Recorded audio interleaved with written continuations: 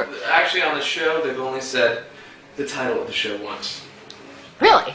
Yeah, who the hell can they say, like, what do they say, like, Cheers, like, hey, I guess we're here we are, cheers.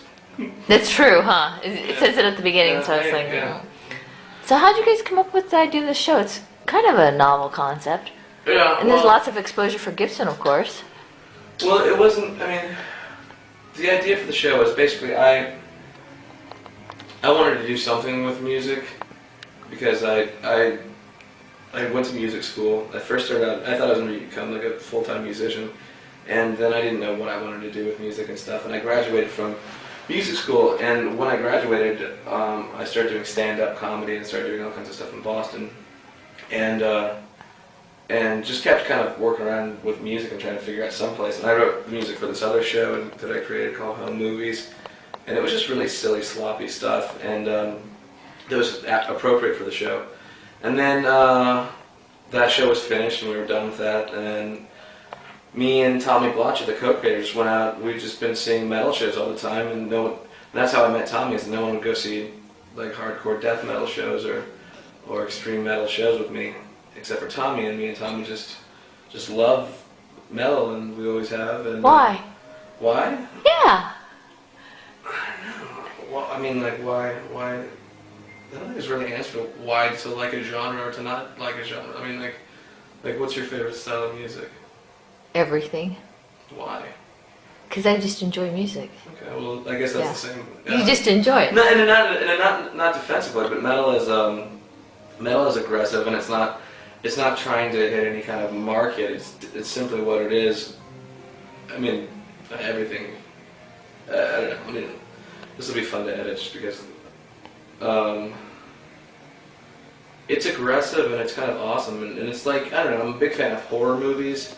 I think it kind of works together. Well, I mean, I think that it all kind of plays into the show too, because the show has a lot of horror movie elements, a lot of like, you know, pretty hardcore mutilation and just, you know. In a comic sort of way. Well, it's slapstick. I mean, actually it is. I mean, there are people, like hundreds of people die in an episode. Like at the opening of a show, we killed thousands of people, and it's a grand act of slapstick. That's the way we look at it. Not as a horror. I mean, not as a horrible thing. It's like in like a kind of a black comedy kind of a way, you know. So, yes, I think that. Do you do body counts? You don't like it? People have. I don't keep track of it. I don't have time. Because we killed some of the people on the show. But I think there are websites that are dedicated to that. Mm-hmm. You could actually win an award with the most body counts. The Chainsaw Awards. Oh, yeah? Yeah. We'd probably be up there, to be honest. But, I mean, I think it all fits in the same place. I consider it entertainment. I mean, they're one of my favorite bands is a band called Cannibal Corpse. And I love to listen to them because when I listen to their songs, they're about dying. I mean, a lot of their philosophies are a lot of their song structures revolve around these horrible death scenes almost. Like they're almost describing a death scene from a movie or something. And it's like watching a slasher film or something. So you're sitting there in your car, stuck in traffic, almost feeling like you're watching a movie. So right. I see it all kind of falling in the same place. It's entertainment, you know, and not only that, it's really, really heavy also. And metal has gotten heavier over the last like 15 years too, compared to like the metal of like the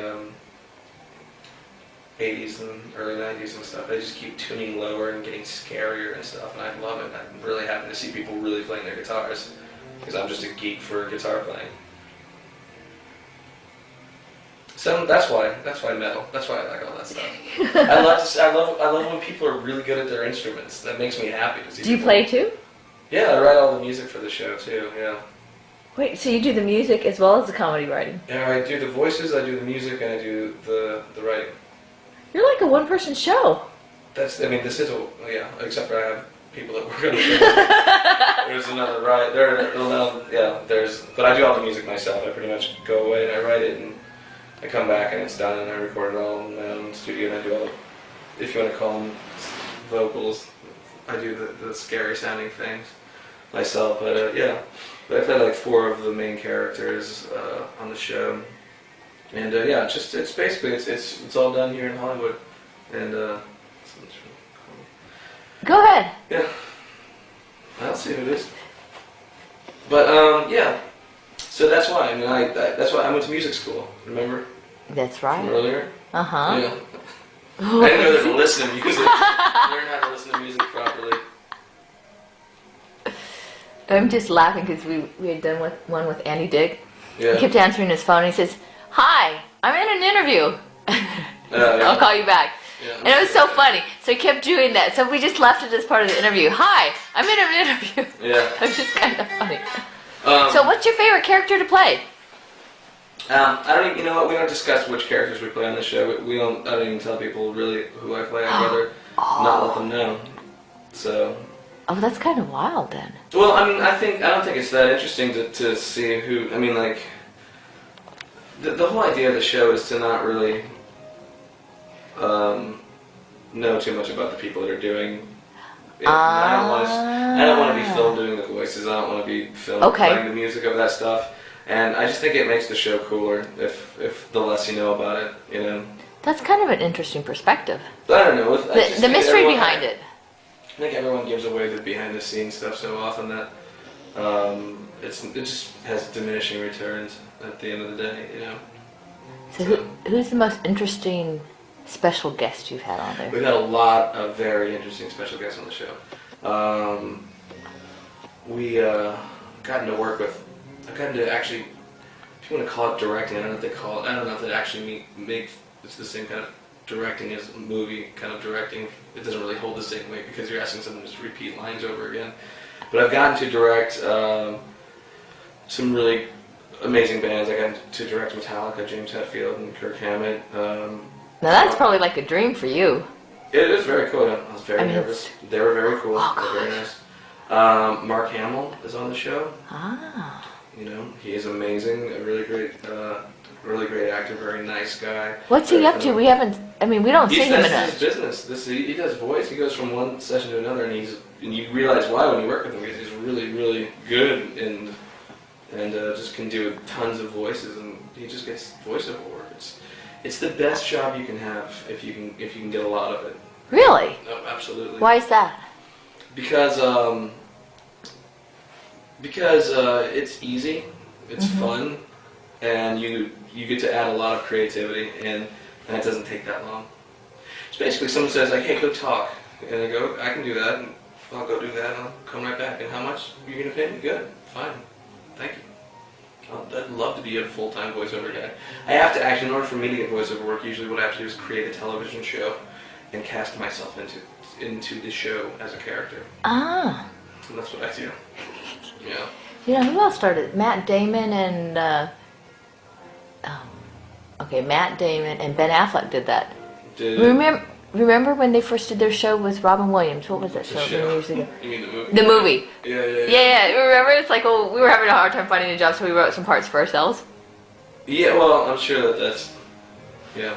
I don't know, I mean, yeah, I'm that, but in the kind of the lame, dorky way of doing that, basically, with cartoon voiceover, yeah. But it's a great job. Voiceover stuff is fun. So how do people learn about how to do voiceovers? I don't know, I think you have to... You have a natural inherent talent, or? I mean, it's just, I think you kind of have to be naturally funny a little bit, first of all. I think there are plenty of people that are not and get plenty of work, but I think you get a little bit further along if you have a sense of humor. And then just, I mean, your voice can do tons of stuff. Your voice can sound like a lot of different things, like anybody's can. They just have to learn how to work it, you know? So you can sound really low or really high or in the middle and just kind of change the rhythm of how you talk, and you can do a lot of different stuff. The first season of our show, I had to do tons of different voices because we couldn't afford to put a lot of people on the show because our budgets, we spent them already, so I had to figure out voices that didn't sound like the other characters, and I had like 4 characters going on, and I had to think of another 2 guys that didn't sound like any of those guys. So there'd be episodes where we're playing, 6 or 7 people.